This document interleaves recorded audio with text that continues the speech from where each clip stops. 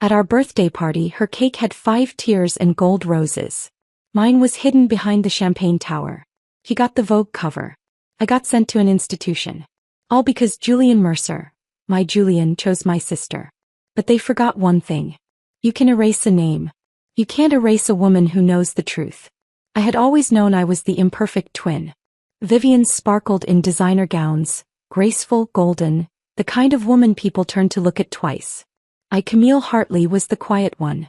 The one who recycled the same little black dress for art openings, who chose flats over heels because I was always moving canvases or climbing ladders in museum storage rooms.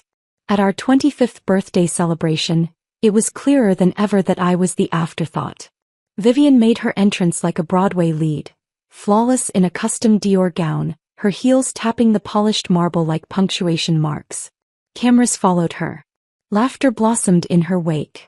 I arrived 20 minutes earlier, unnoticed, in a dress I'd worn to 3 gallery receptions and a black shawl to hide the fraying at the hem. The ballroom shimmered with golden lights and champagne towers. A string quartet played Vivaldi near the foyer, and our parents, Thomas and Miranda Hartley, held court beneath the massive Hartley Global crest mounted behind them. Thomas was already 2 glasses into his vintage brut, his booming laugh echoing across the chandeliered ceiling. Miranda sat straight-backed, a pearl choker tight around her neck, smiling like the effort pained her.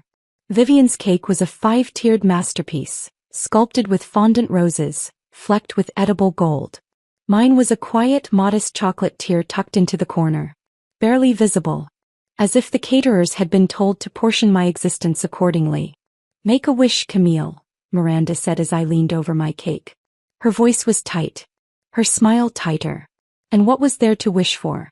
That my father might acknowledge the Renaissance restoration exhibit I'd spent 2 years curating? That my mother might stop suggesting a few tasteful procedures to help me balance out next to Vivian? I closed my eyes. Blue. "She better not say it aloud," Vivian said with a grin, "or it won't come true." Her teeth gleamed beneath the chandelier's glow, each one perfectly placed. Thomas raised his glass with a smirk. "If Vivian's new Vogue cover drops next week, I'd wish for some of that Hartley instinct to finally wake up in Camille." Laughter rippled through the guests like champagne bubbles, elegant, sharp, and just a touch cruel. They were all Vivian's friends. Our parents' investors. Hartley Global Associates. Not one colleague from the museum had been invited. Not one artist whose work I'd fought to preserve. Not one voice from the life I had carved for myself. That was the Hartley way. Vivian danced. I endured. 3 weeks later I met Julian Mercer. I wasn't expecting anything romantic. It was a benefit gala at the Museum of Modern Art. I was overseeing the art auction, adjusting lighting, ensuring that no one stood too close to the 17th century Dutch oil works. I wore my practical heels, hair pinned in a low twist, clipboard in hand. "Was it your call to soften the lighting on the Vermeer?" he asked. I turned. "Oh, elegant. Clean lines." His voice was smooth, his presence quietly commanding. He wore a charcoal suit and rectangular glasses. Not showy. Just intentional. "Yes," I said cautiously. The original pigment was thinning. Preserving the chiaroscuro without bleaching it under gallery LEDs takes precision. His eyes lit up. "It's remarkable. You kept the depth without compromising the grain." I blinked, surprised. Most men at these events talked about yacht models or wine vintages.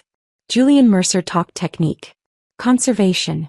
"You actually care about the art," I said before I could stop myself. He smiled. "So earnest." "I do. But I'll admit, I recognized your name on the program." "You mean my sister's name?" "No," he said calmly. "I meant yours. Your dissertation on restoration ethics? We cited it in designing the pigment analysis algorithm for Mercer Innovations preservation software." Took a moment for that to sink in. I was seen. Not as a Hartley. Not as Vivian's twin. Not as the museum's logistics girl. As Camille. Over the next month we met again. 4 times for coffee. Twice for dinner. Once at an obscure exhibition on neoclassical forgery where we argued, good-naturedly, about brushstroke authentication. He never brought up my sister. Never asked about my family. He asked me, about art, about the emotional labor of curation, about the joy of rediscovering lost textures under layers of dust and time. We kissed on the steps of the Met after a sudden spring rain. No paparazzi. No declarations. Just the warmth of his hand on my jaw, the drizzle clinging to our coats, the electricity between us that needed no permission. For the first time in my life I wasn't the second thought. And then there was dinner. A Sunday Hartley tradition filled with roast lamb, monogrammed napkins and wine older than I was. Midway through the second course, Vivian set her knife down. Julian called, she said, casual as ever. He's interested in Hartley Global's downtown commercial blocks. Thomas leaned forward immediately. Finally. That boy has vision. I blinked. He never mentioned that. Vivian smiled, slicing into her steak. He also invited me to the mayor's charity ball next weekend. Silence dropped like a curtain. My fork stopped midair. That's not possible, I said. Vivian tilted her head. What isn't? Julian and I have been seeing each other. For weeks. My mother's glass chimed against the plate. My father's eyes narrowed. Camille, Miranda began gently, are you sure you haven't misread the situation? Julian moves in Vivian's circles. Perhaps he was just being polite. Vivian reached across the table and touched my hand, delicate, patronizing. You've always been a little intense about these things. That night I couldn't sleep. I went downstairs for tea. As I passed the study I heard voices. He's intelligent, my father said.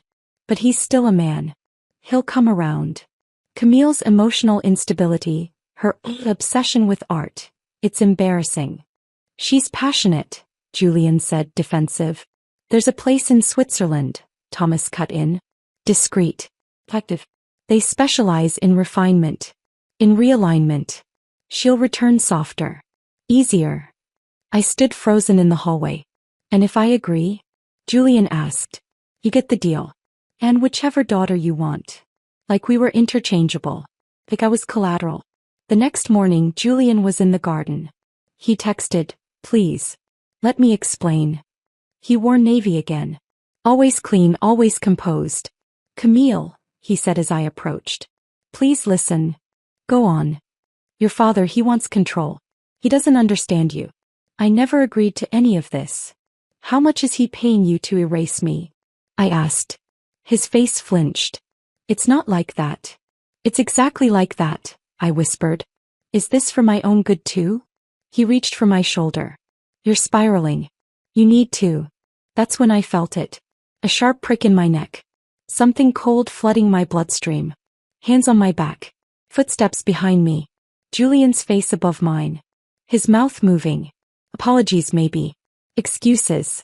And then the light shattered like broken glass over canvas. And everything went dark. I woke to the low hum of an engine and the scent of leather. My vision was cloudy, the world soft at the edges like I was underwater. My arms felt strangely heavy. When I tried to move them I heard the faint clink of padded restraints. The interior of the vehicle was sleek, the kind of luxury only the ultra-rich could design to feel like a cradle and a coffin all at once. Beyond the tinted window the world was pristine. Snow-capped mountains rolled across the horizon under a painfully blue sky. It would have been beautiful if I hadn't been drugged and transported across international borders like luggage. She's awake, a woman's voice said. Clinical. Detached. A man leaned over me, his white coat sharp against the soft brown leather seats. Miss Hartley, he said in a neutral tone. I'm Dr. Werner. We'll be arriving at the institute shortly. The confusion will pass soon. I tried to form words but my tongue felt foreign in my mouth. Sluggish. Numb. When I finally managed to whisper it came out like static. Where am I?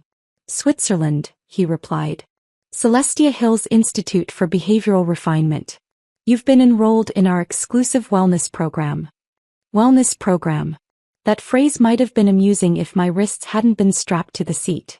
The building looked like it had been dropped from a billionaire's Pinterest board. All glass, brushed steel and Scandinavian minimalism. Tucked neatly into the side of a mountain, it had the exact cold perfection of a museum exhibit. Everything was spotless.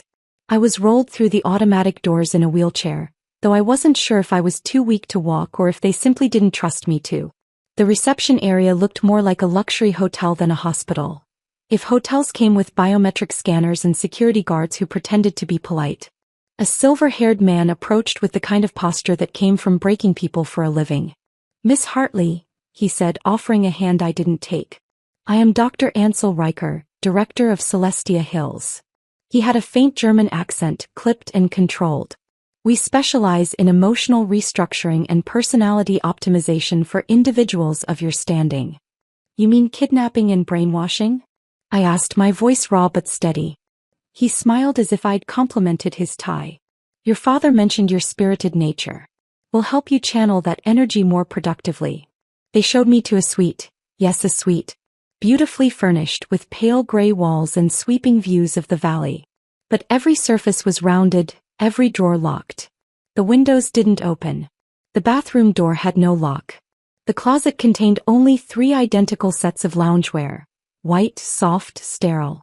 "Your personal items will be returned when appropriate," Dr. Werner said as he gently took my phone, my watch, even the gold clip from my hair. "Dinner is at 6. Tomorrow we begin your plan." Plan? That night, I sat on the edge of the neatly made bed, staring at the quiet terror that was tasteful captivity. They didn't scream or hit. They didn't need to. They smiled. They called you Miss Hartley. They served your medicine with chamomile tea. But the trap was set. Every day began the same. A paper cup of pills. No names, no explanations. If I hesitated, they offered gentle encouragement. If I refused, a nurse would come, always kind, always smiling, and administer them through injection. Within 20 minutes, the fog settled in. My thoughts slowed. My emotions dulled. Everything became muted. After the pills came adjustment sessions. Dr. Riker loved euphemisms. Adjustment therapy involved watching footage. Me at gallery openings talking passionately about Renaissance ethics, museum lectures, paired with visuals of my emotional episodes. Each moment was labeled. Obsession. Volatility. Delusional attachment. They used mild electric pulses, subtle nausea, even noise distortion to recondition emotional triggers. It wasn't therapy. It was engineering. By the end of the first week, I knew the goal. Break me down, smooth me out, rebuild me into something softer. Prettier. More Vivian. "Your artistic nature is admirable," Dr. Riker said during one session, skimming my file, "but impractical. We'll redirect that creativity toward more fitting feminine interests." "Fitting according to whom?" I asked, though my words dragged like sand. He didn't even blink. "Your sister is an excellent example. Vivian has used her sense of beauty to elevate your family's brand. We believe you can do the same, once your traits are refined." I clenched my fists in my lap. They didn't want to help me. They wanted to erase me. It was during my second week that I met Jade Bennett. She slid into the seat beside me during group therapy, her blonde hair chopped into a glossy bob, her posture perfect. She wore a designer cashmere cardigan over the standard loungewear. Subtle rebellion. When Dr. Lehman stepped out to take a call, Jade leaned in and pressed a small folded note into my palm. "Do not trust anyone. They are watching everything." We didn't speak for the rest of the session. We didn't need to. Later that evening during movement therapy, a monitored walk around the glass-walled indoor garden, she came to stand beside me, hands behind her back, eyes forward. "You're Camille Hartley," she said quietly. "From the Hartley global dynasty." "You're not supposed to know that," I replied. She smirked. "They call me Jade Bennett, daughter of Patrick Bennett, Bennett Power Solutions." Her family was on Forbes' top 20. I blinked. "What are you doing here?" "I embarrassed my father," she said. "Got arrested during a protest against one of his offshore drilling projects. Suddenly, I became a liability to the board." She looked up at the perfect skylight. "I've been here 9 months. My stomach turned.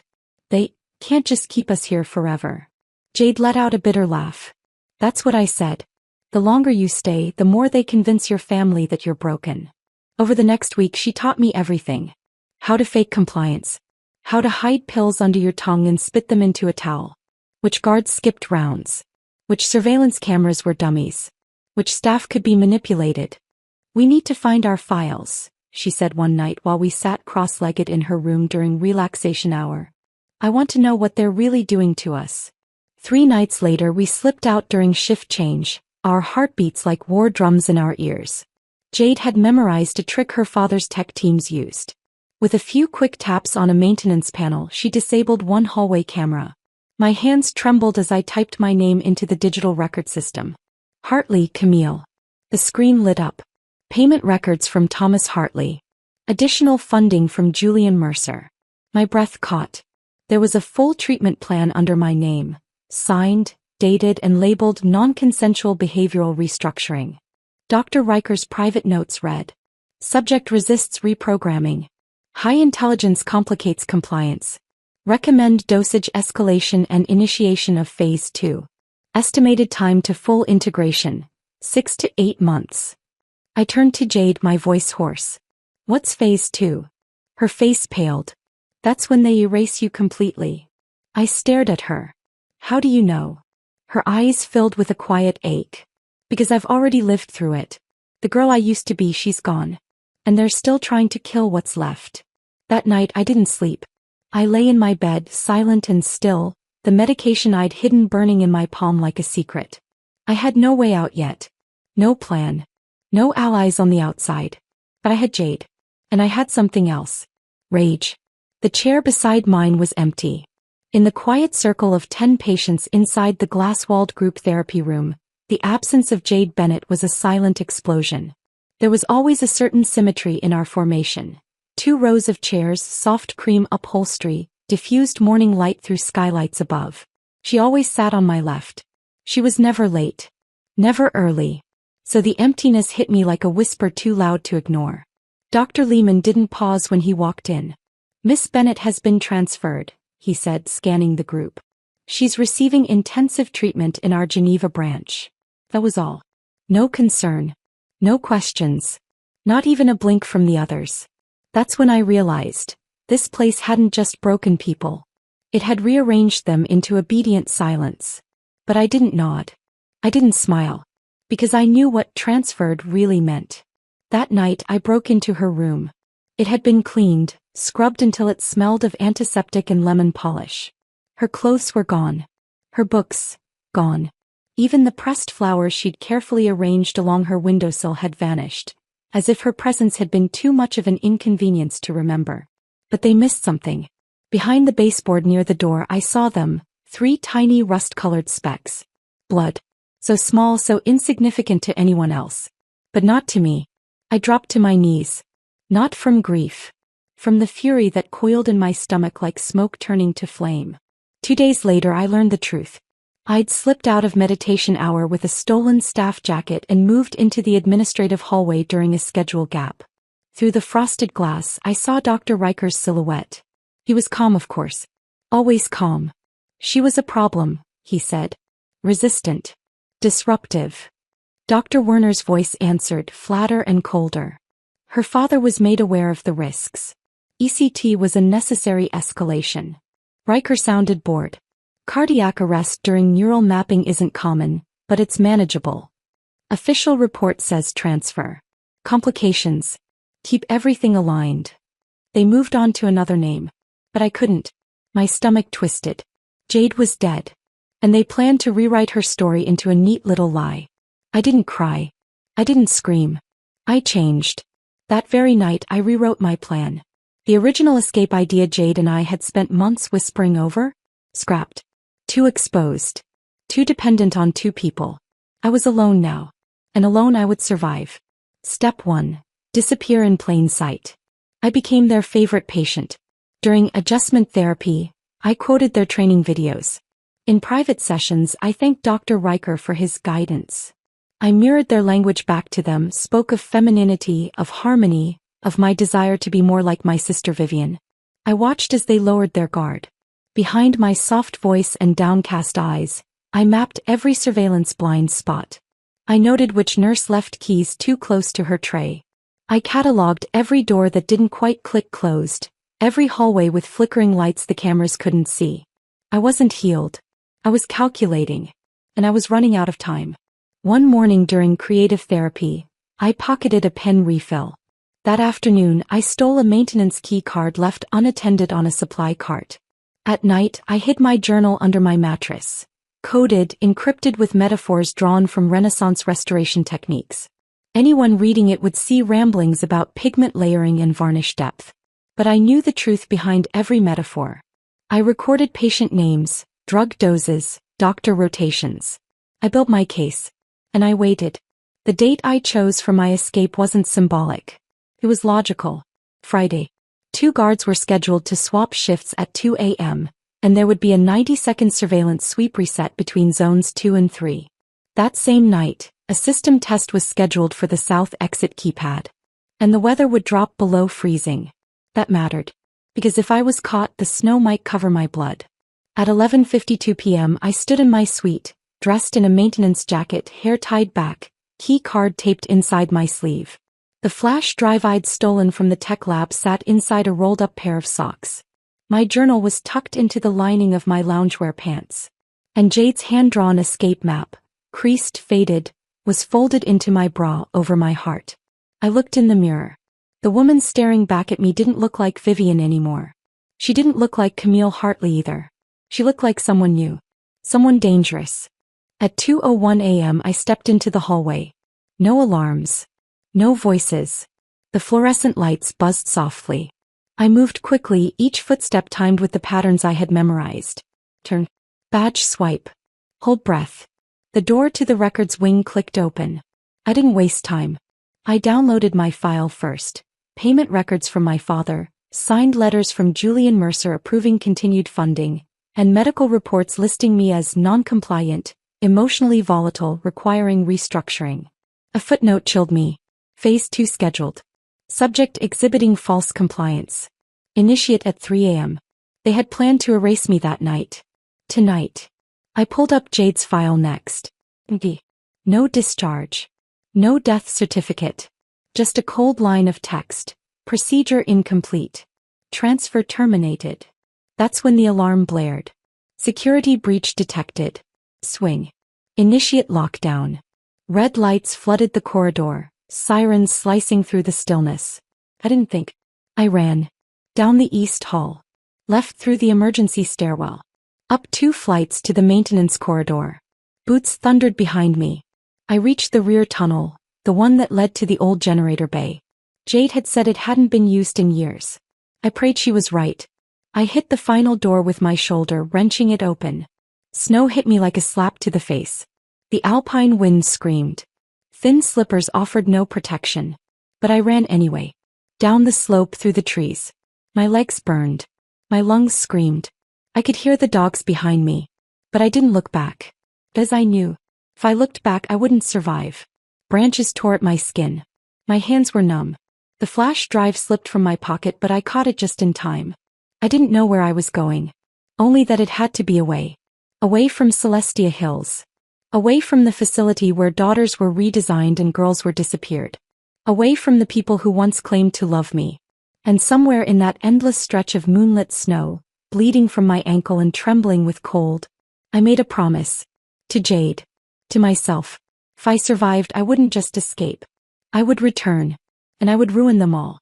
8 months had passed since I ran barefoot through alpine snow, clutching a stolen flash drive like a lifeline. Now I held a delicate scalpel between my fingers. The gold leaf on the antique frame flaked like dried petals beneath my touch. I worked slowly, the tip of the blade lifting each edge with surgical precision. The 19th century portrait beneath it stared back at me, faded but dignified, just like the women who came here to be restored. Just like me. This quiet little atelier tucked inside Rue de Francs-Bourgeois in Paris had become my sanctuary. The woman who worked here wasn't Camille Hartley. She was Claire Whitmore, a Canadian-born art restorer and part-time forgery specialist with a non-existent online presence, a fabricated academic history, and a perfect French accent honed through months of listening and deliberate correction. Claire didn't come from wealth. Claire didn't have a twin. Claire didn't exist before Celestia Hills, and that was exactly the point. Madame Beaumont, the studio's founder, stood behind me with folded arms and a satisfied smile. Your attention to detail is exceptional, she said. The Duval family will be pleased. I smiled faintly. The original artist deserves nothing less. That was my mantra now. Quiet. Purposeful. No flash. No flare. My reflection in the glass cabinet didn't resemble the girl who once stood under glittering chandeliers at Hartley family galas. My hair was shorter now, neatly tucked behind my ears, with a streak of premature silver that I no longer dyed. My cheekbones were more pronounced. I'd lost weight. Not from vanity but from hunger, stress, frostbite. And trauma. Always trauma. The scar on my left shoulder, a gift from the barbed wire fence at the institute, had faded from angry red to pale white. But it pulsed on cold nights, a ghost of pain that never fully left. My hands, though they were steady, they had a purpose again. 3 afternoons a week, I left work early to walk to a discreet office near the Luxembourg Gardens. Inside was Dr. Sophie Lem, a trauma psychiatrist who had agreed to see me under the name Claire and never asked too many questions. My paperwork says I'm recovering from an accident, I told her on our first meeting.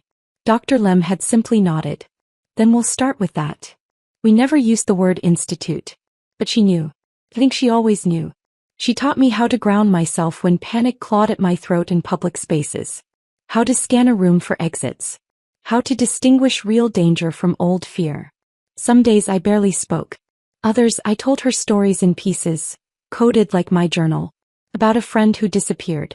About a family who replaced love with strategy. About a place that called itself a wellness center but felt like psychological war. You are healing, she said once. No, I replied. I'm rebuilding. That Thursday I stopped at a quiet cafe on the way home. It was my ritual. Espresso, 1 sugar, back corner table. I placed my tablet beside the sugar bowl and opened a private browser. Claire Whitmore had no social media. No digital footprint. But Camille Hartley still checked. I typed it in. Vivian Hartley. Julian Mercer. Wedding. Hundreds of hits. Their engagement had made the cover of New York Society Weekly. The merger between Mercer Innovations and Hartley Global had sent stock prices soaring. There were articles about the power couple of the decade, speculation about a Vogue exclusive, even a list of honeymoon destinations. The wedding was set for June. At the Hartley estate. The same estate where they tried to erase me. I closed the browser the moment the waiter approached with my drink, shielding the screen like a wound. "Un lettre pour vous, mademoiselle," he said gently, placing a silver tray before me. I blinked. A letter. There was no return address. But the concierge said it was urgent. My breath caught as I stared at the cream-colored envelope. It had no markings. Just one word on the front, written in precise, careful script. Claire. I hadn't told anyone this name. No one but Madame Beaumont. And Dr. Lem. My fingers trembled as I slipped it into my coat pocket and walked home through the drizzle.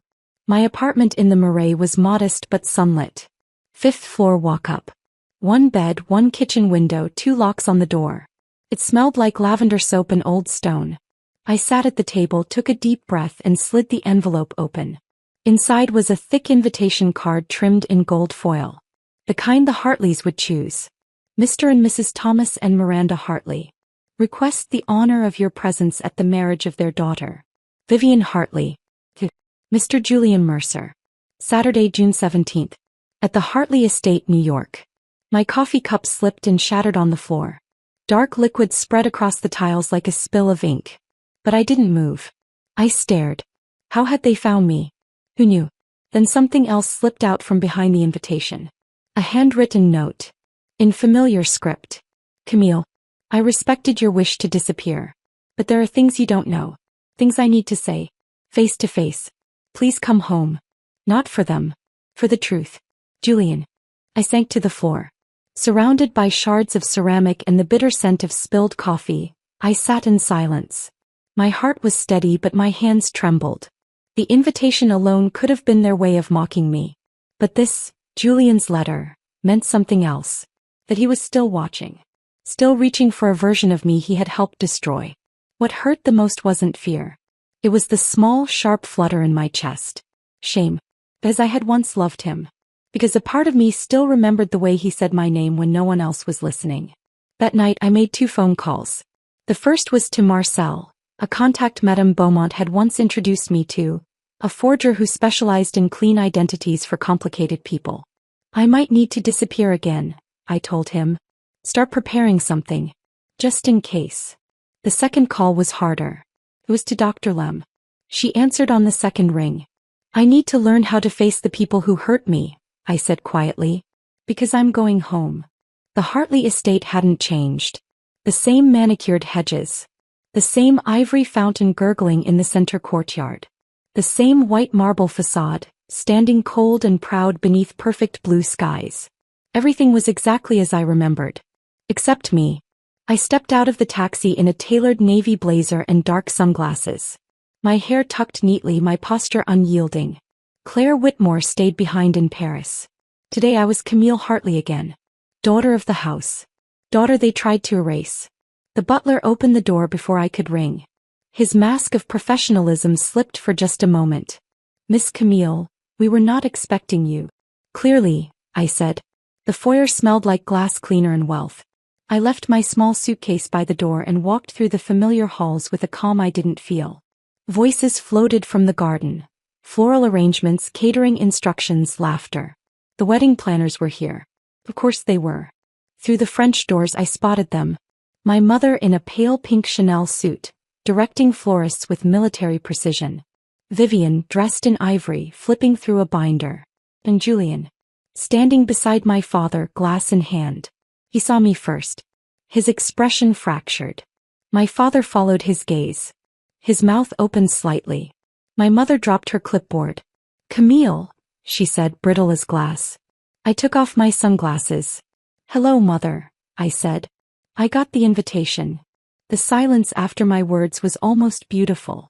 Across the sunlit patio, a florist's hand stilled mid-spray. One of the caterers turned to the planner and murmured something under her breath. The wedding photographer lowered her camera slowly, eyes wide. Vivian's posture, always perfect, faltered for a fraction of a second. Then my mother stepped forward, recovering her poise with rehearsed grace. Darling, she said tightly, voice trembling under the strain of appearances, we had no idea you'd been discharged. Your treatment facility said you checked yourself out. I smiled. I'm sure they did. We've been so worried, she added, pressing a hand to her pearl necklace. We didn't know how to find you. How kind, I said, folding my sunglasses and slipping them into my blazer. Though curiously you didn't try. My father cleared his throat, sharp and commanding. Camille, this is hardly the time. For what? I asked calmly. Truth? Accountability? An adult conversation about how you sent your daughter to be chemically restrained and emotionally dismantled so your favorite could secure a merger. Vivian blinked slowly. You always were dramatic. The Celestia Hills Institute, I said, tilting my head. You helped pick it out, Vivian. Don't pretend you didn't.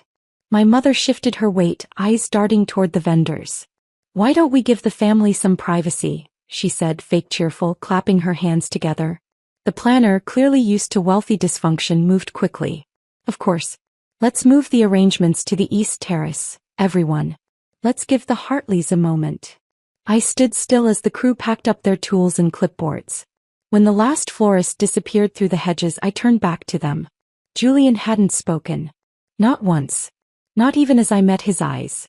Hello, Julian, I said. Congratulations on the engagement. And the merger. I heard your stock went up 15%. 12, he answered automatically. Then winced. Like realizing how absurd that sounded. Dinner that evening was like being lowered back into warm water, only to find it had frozen over without warning.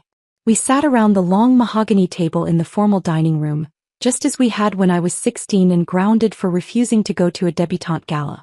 The chandelier glittered overhead. The silverware gleamed. The wine decanted was vintage. Everything was curated to maintain illusion. Have you kept up with your art? My mother asked lightly, carving her duck confit. I took my time answering. I find broken things and make them whole again, I said, slicing into the meat with surgical precision. The metaphor speaks to me. She blinked. My father set down his fork. Art restoration doesn't exactly seem like the best return on investment, considering the education we paid for. I suppose that depends on whether you value the work or the outcome, I replied, smiling. Vivian watched me like I was a wild animal, one that had been declawed but not defanged. Julian didn't speak at all. Just watched. Like he couldn't decide whether I was a ghost or a warning. After dinner my mother took me aside. I hope you'll stay for the wedding, she said. Are you asking me to play the role of supportive sister? I asked, folding my arms. Smile pretty for the camera? I'm asking you not to undo everything we've built, she said. Vivian deserves this moment. And so do we. I leaned in. You tried to erase me. Her eyes flickered. We tried to help you. You tried to replace me with someone easier to control, I said, voice cool. And now you want me docile again. I want peace, Camille. So did I whispered. But you sent me to a cage. The next morning I found my assigned room. The blue guest room. My old bedroom had been converted into the bridal suite. Of course it had. They'd taken everything from me. My place in the family. My lover. My space. And now I was back, but only on their terms. I unpacked my modest belongings. A single dress, 2 blouses, a plain laptop, and 1 velvet pouch containing photocopies of the most damning evidence. The original files, flash drive, and journal were still locked in a safety deposit box in Paris.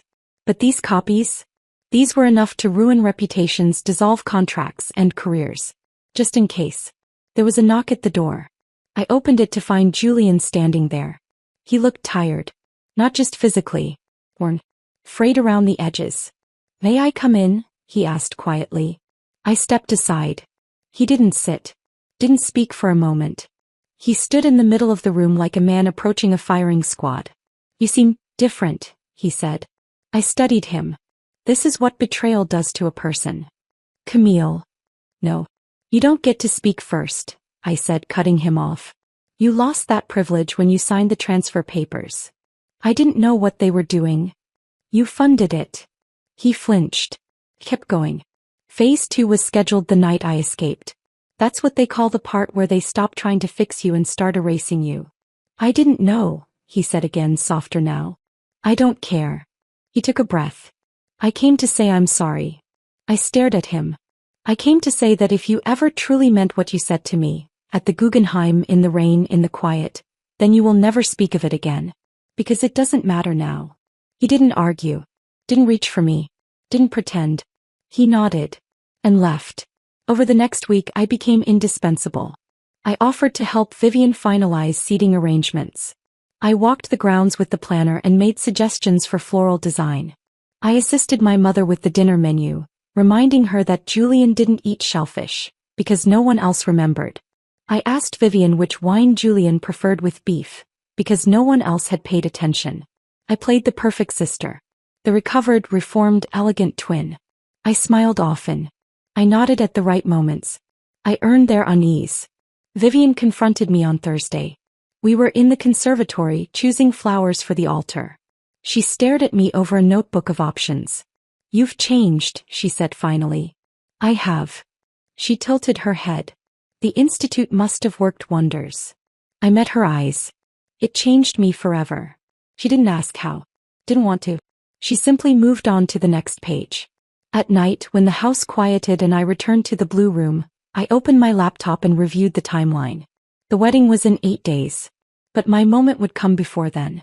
My goal wasn't to stop the ceremony. It was to dismantle the empire they'd built atop my silence. During an engagement dinner at the Mercer townhouse, I sat quietly at the long table with other guests. Socialites, business partners, media handlers. Julian's father, Malcolm Mercer, spoke at length about their company's latest innovation. Our behavioral prediction algorithms can anticipate consumer decisions with 87% accuracy, he boasted. Fascinating, I said. Does it work on individuals or only mass behavior? He smiled at me like a child speaking out of turn. Both. But individual profiling requires deeper datasets. Medical records, psychological profiles. From treatment centers? I asked lightly. Pause. Malcolm sipped his wine. Among other sources. I smiled. Good to know. Julian looked away. That night I slipped into my father's home office. Password? Still Vivian's birthday. I went through emails until I found it. The smoking gun. Conversations between Hartley Global, Mercer Innovations, and a third party known only as the Behavioral Modification Research Group. Subject line. Partnership proposal. Advanced human prediction models. Attached. Trial data from Celestia Hills. They had used the institute to map our minds. Not just to erase us. To study us. Emotion. Memory. Resistance. Every breakdown, every sedated scream, every reluctant yes. All fed into a software system designed to predict and profit off of human behavior. I closed the laptop. The weight of what I now held felt like a loaded weapon. And I intended to use it. June 17th arrived like the eye of a storm. The Hartley estate bloomed with extravagance. Gardenias laced each archway, gold-draped chairs lined the lawn, and champagne towers sparkled under the late afternoon sun. Guests whispered and smiled with teeth too white and backs too straight, every word rehearsed for society pages and press releases. Vivian had never looked more perfect.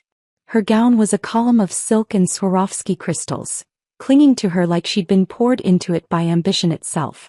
Her veil, a dramatic 12 feet of tulle, floated behind her as she stood near the marble fountain for pre-ceremony photos. Julian stood beside her in a hand-stitched tuxedo, the knot of his bow tie so precise it could have been digitally calibrated. His jaw was tight. His eyes, unreadable. I watched from the edge of the courtyard, a serene smile pasted across my face. My dress was matte black.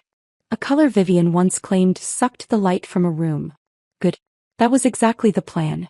At 3:58 p.m., guests began to take their seats. The quartet played Debussy's Clair de Lune. The photographer darted between rows, whispering about angles and light balance. The pastor reviewed his cue sheet. A drone hovered discreetly above the treetops to capture aerial footage of the Golden Isle. At 4 p.m. sharp, Vivian stepped forward, arm looped through our father's. Applause murmured like a tide. She was 30 feet from Julian when I moved. My heels echoed on the marble tiles as I stepped into the aisle, cutting directly in front of her. Gasps rippled. Cameras flashed. The music stuttered to a halt. Vivian's lips barely moved. "Camille, what the hell are you doing?" I turned slowly toward the crowd, pulled the small microphone from my clutch and clipped it onto my collar. "Good afternoon," I said, voice calm and cutting. "Before this wedding proceeds, I think it's only fair that the guests know what they're really here to celebrate." The murmuring began instantly. Whispers. Phones lifting. Hands covering mouths. Julian didn't move. Vivian's knuckles turned white around her bouquet. "I'm Camille Hartley," I said, raising my voice only slightly. "The twin you all forgot. The one they erased from the engagement announcement. The one they institutionalized, sedated, and silenced so this wedding, and the business merger attached to it, could proceed without complications." My father stood. "Camille. That's enough." Kept going. "In exchange for billions in stock equity and shared technology, Hartley Global and Mercer Innovations began a private partnership with a third-party think tank known as the Behavioral Modification Research Group. The goal? To use illegal patient profiling and psychological data to develop predictive software that manipulates human decision-making. I held up the flash drive. "This contains confidential emails, signed contracts, and patient trial results. All obtained through my stay at Celestia Hills, also known as Test Facility 08. Someone in the back gasped. A reporter's camera began clicking like a machine gun. I turned toward Julian. "Tell them how many times you signed off on testing schedules. Tell them how many patients died." He didn't speak. He didn't blink. His silence was confession. Vivian lunged forward. "She's lying. She was unstable. She escaped from a facility. She has no proof." "Actually," I said sweetly, "the files have already been transferred to 3 news outlets, a human rights organization in Geneva and the Department of Justice." I turned toward the crowd again. "I'm not here for revenge," I said. "I'm here for accountability. And to let you all know the kind of people you're doing business with."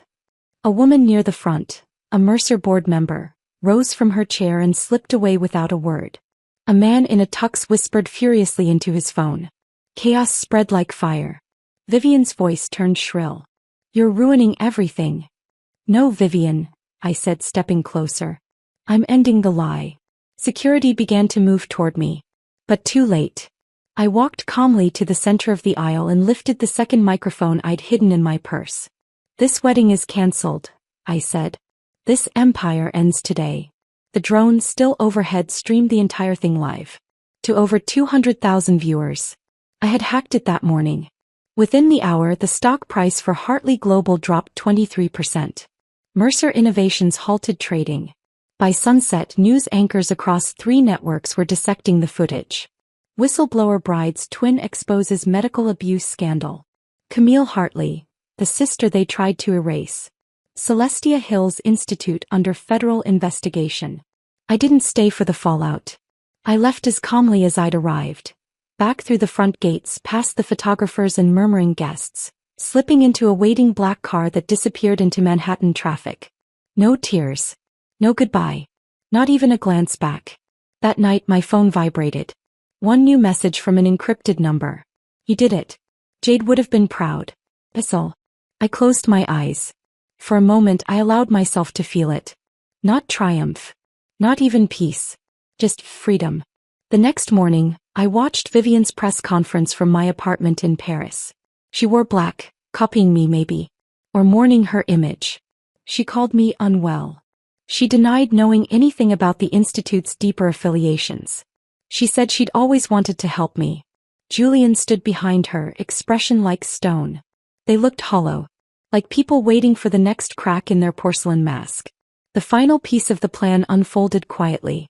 2 weeks later, The Atlantic ran a long-form exposé titled, "The Twin They Tried to Erase."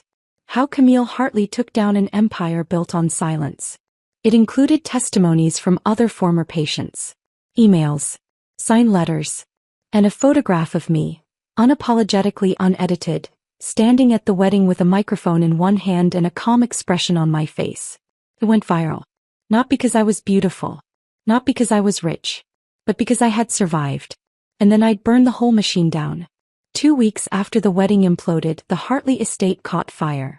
The official report said it was an electrical malfunction in the West Wing, faulty wiring in the bridal suite Vivian had claimed for herself. But rumors spread faster than flames ever could. Some whispered it was arson. Others blamed sabotage by former investors. I didn't care. What mattered was the symbolism. The house that tried to bury me had finally turned to ash. I stood outside the scorched ruins one morning in a tailored black coat, gloves in my pocket, sunglasses shielding my eyes from the sunrise. The estate was cordoned off, security stationed along the perimeter like sentinels with nowhere left to guard. Vivian stood a few feet away, watching the same smoke curls that rose from the skeleton of our childhood. She didn't look polished anymore. Her usual silk blouse was replaced by an old turtleneck and coat several seasons out of date. Her once glossy hair was pulled back into a tight, unforgiving bun.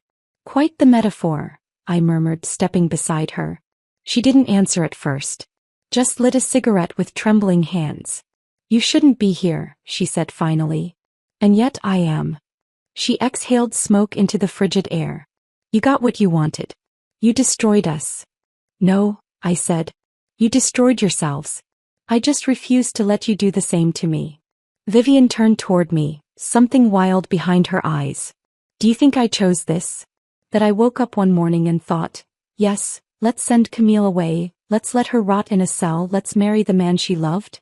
I raised an eyebrow. Didn't you? I did what I had to, she snapped. You always got in the way. You were too emotional, too curious, too idealistic. And it was exhausting always having to clean up after you. I was never the problem, I said, steel in my voice. You just hated that I could see through you. That Julian did too. Her lips curled. He stopped seeing you the moment you became a liability. That's not what his emails say. She froze. I stepped closer, lowering my voice. He loved me. He might have buried it under ambition and fear, but it was there. And you could never stand that. She slapped me. The sound echoed across the rubble. I didn't flinch. I just looked at her. You can't hurt me anymore, I said softly. You could sedate me. Strip me. Lock me in a room. Steal my name. But I survived. And now, no matter what you say, people believe me. Vivian's breathing grew ragged. She looked like she wanted to scream, but there were no more mirrors to perform in front of. No more guests. No more applause.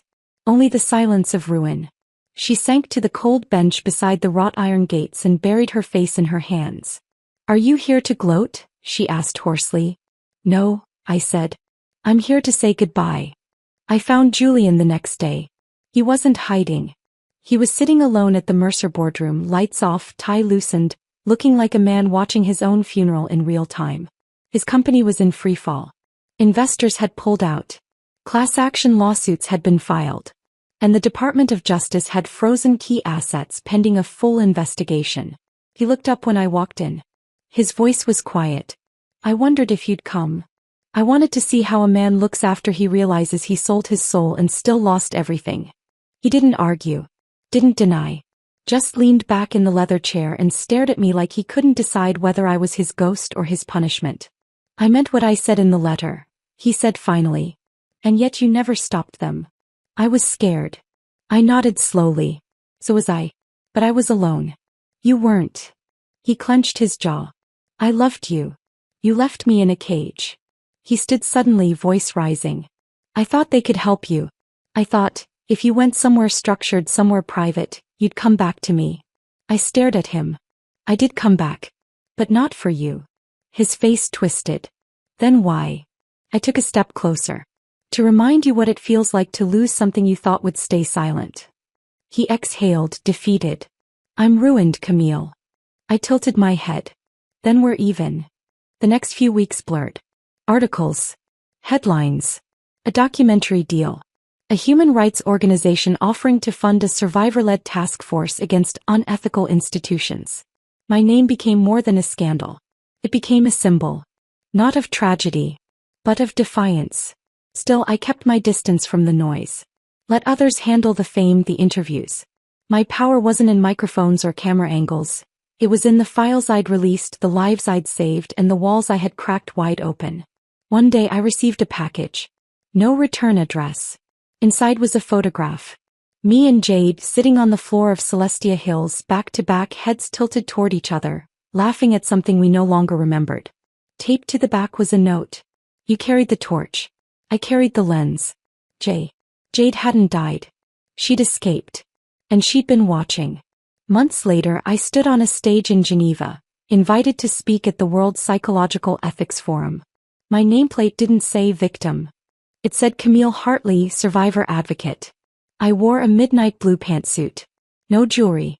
No embellishments. Just my story, and the hundreds of others like mine. I looked out at the crowd, took a breath, and spoke. Some families inherit wealth. Others pass down silence. Mine tried to give me both. I refused. The sea outside my new apartment whispered like an old friend. Not loud, not commanding, just present. Always present. My balcony overlooked a quiet stretch of coastline in southern Portugal. The cliffs were honey gold, the sky watercolor blue, and the waves never asked me questions. I liked that. I didn't need to explain who I was here. Not Camille Hartley. Not Claire Whitmore. Not the twin who vanished, the girl who came back, or the woman who burned a dynasty to the ground. Just Camille. Simply me. It had been almost a year since the wedding that never happened. In that time, Hartley Global had been dismantled. The Celestia Hills Institute was shut down and now faced prosecution for human experimentation, racketeering, and negligence resulting in patient deaths. The Mercer empire didn't fall overnight, but it fractured. Julian resigned as CEO. Vivian was last seen trying to sign a reality TV deal, which died as quickly as it appeared when public backlash hit like a tidal wave. She faded into obscurity somewhere in Europe, dragging her designer luggage and broken name with her.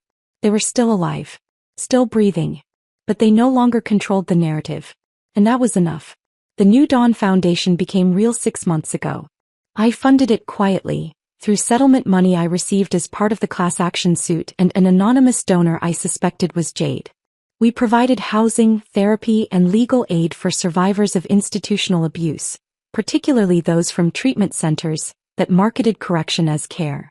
The name was deliberate. I didn't want to be the poster child anymore. I wanted to be the one holding the door open. One morning, I arrived at the Lisbon headquarters of New Dawn to find a girl waiting by the glass entrance. She couldn't have been more than 18. Fidgeting. Eyes darting. I recognized the posture immediately. I'd lived it. "Are you Camille?" she asked in a whisper. "Yes," I said gently. "They said you'd believe me even if no one else did." "I will." "I don't remember everything," she stammered, eyes filling with tears. I just know they took my name and they made me feel like I didn't exist. I didn't ask her to explain. I just held out my hand. You don't have to remember it all at once, I said. Just enough to build something new. That night I returned to the apartment, curled up in my reading chair, and opened a package that had arrived earlier. No name, no address, just a small black box. Inside was a delicate silver necklace. The pendant was shaped like a key. No note. But I knew who it was from. Julian. A coward in many ways. But not completely without remorse. I held the key in my palm for a long time. Then I locked it in a drawer. Because I didn't need him to unlock anything anymore. Dr. Sophie Lem still emailed me sometimes. Short messages. Encouraging words. She'd refused payment after I escaped. Said it was her duty, not her job. Her last message simply read, "They tried to erase you. You wrote yourself back in permanent ink." I smiled when I read it. I took up art restoration again, quietly, selectively. I didn't hide my name anymore. Some clients recognized it and tiptoed around it. Others didn't. I didn't care either way. The work was what mattered. I found an 18th century canvas once. Cracked, water-damaged, colors faded. Most saw it as unsalvageable. But beneath the grime and the rot, I saw potential. It wasn't ruined. Just buried. It reminded me of a girl I used to be. Someone soft. Someone curious. Someone who used to believe love could fix everything. She was gone now. But I didn't mourn her. Because I had become someone better. Not by erasing my scars. But by learning how to live with them. On my 32nd birthday, I walked alone along the cliffs, barefoot, with a shawl wrapped tight around my shoulders. The wind tangled my hair. The sea salt stung my lips. I looked out at the horizon and said the names of the girls who didn't get out. Jade. Riley. Serena. Arya. And then I said one more. Camille. Not as an elegy. But as a promise. That she hadn't been broken. Just reshaped. That night I wrote in my journal for the first time in months. They thought they could silence me with sedatives. Replace me with someone easier to polish. They didn't realize I am not porcelain. I am stone. And the wind only sharpens me. The end.